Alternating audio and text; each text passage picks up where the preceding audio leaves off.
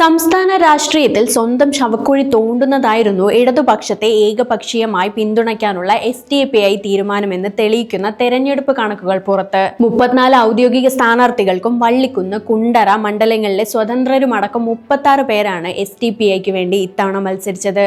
എന്നാൽ വോട്ട് വിഹിതത്തിൽ നോട്ടയ്ക്കും ബഹുദൂരം പിറകിലാണ് പാർട്ടിയുടെ സ്ഥാനം. സംസ്ഥാനത്തൊട്ടാകെ 1,23,067 വോട്ടുകളാണ് നോട്ട സ്വന്തമാക്കിയത്. മൊത്തം പോൾ ചെയ്തതിന് 0.57% വരും ഇത്. എന്നാൽ SDPIയുടെ 36 സ്ഥാനാർത്ഥികൾക്കും കൂടി നേടാനായത് വെറും 58,172 വോട്ടുകൾ മാത്രമാണ്. മാത്രമല്ല ഇരിക്കൂർ, കൽപ്പറ്റ, മണ്ണാർക്കാട്, നെന്മാറ, ചേലക്കര, കയ്പമംഗലം, പറവൂർ, കൊച്ചി, തൃക്കാക്കര, മൂവാറ്റുപുഴ, ആറ്റിങ്ങൽ മണ്ഡലങ്ങളിൽ SDPI സ്ഥാനാർത്ഥികൾ നോട്ടയ്ക്കും പിറകിലായി. നോട്ടയ്ക്ക് ലഭിച്ച മൊത്തം വോട്ടിന്റെ പകുതി പോലും തികയ്ക്കാൻ കഴിയാത്തത് കേരളത്തിലെ രാഷ്ട്രീയ ഭൂപടത്തിൽ പാർട്ടി നേരിടുന്ന വൻ തിരിച്ചടിയായി. 2021 നിയമസഭാ തെരഞ്ഞെടുപ്പിൽ 40 സീറ്റിൽ മത്സരിച്ച SDPI 75,566 വോട്ടുകൾ നേടിയിരുന്നു. ആകെ പോൾ ചെയ്തതിന്റെ 0.36% ഇത്.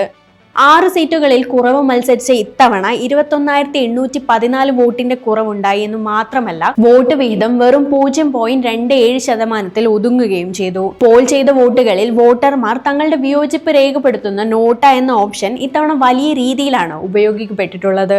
സംസ്ഥാനത്ത് ഏറ്റവും കൂടുതൽ ആളുകൾ നോട്ടയ്ക്ക് വോട്ട് രേഖപ്പെടുത്തിയത് മഞ്ചേരി മണ്ഡലത്തിലാണ്. ഇവിടെ 3,319 പേർ ഒരു സ്ഥാനാർത്ഥിയോടും താല്പര്യമില്ലെന്ന് വോട്ടിംഗ് യന്ത്രത്തിലൂടെ രേഖപ്പെടുത്തി. സംസ്ഥാനത്താകെ 2,229 പോസ്റ്റൽ വോട്ടുകളും നോട്ടയ്ക്ക് ലഭിച്ചു.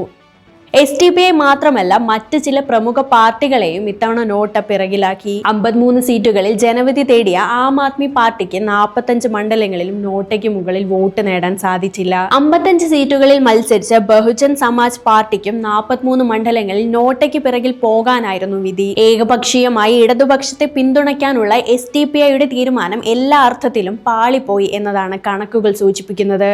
ഇടതുപക്ഷ സ്ഥാനാർത്ഥികൾ കൂട്ടത്തോടെ തോറ്റു എന്ന് മാത്രമല്ല, സ്വന്തം വോട്ടുകളും വോട്ട് വിഹിതവും കുറയാനും ഇത് കാരണമായി.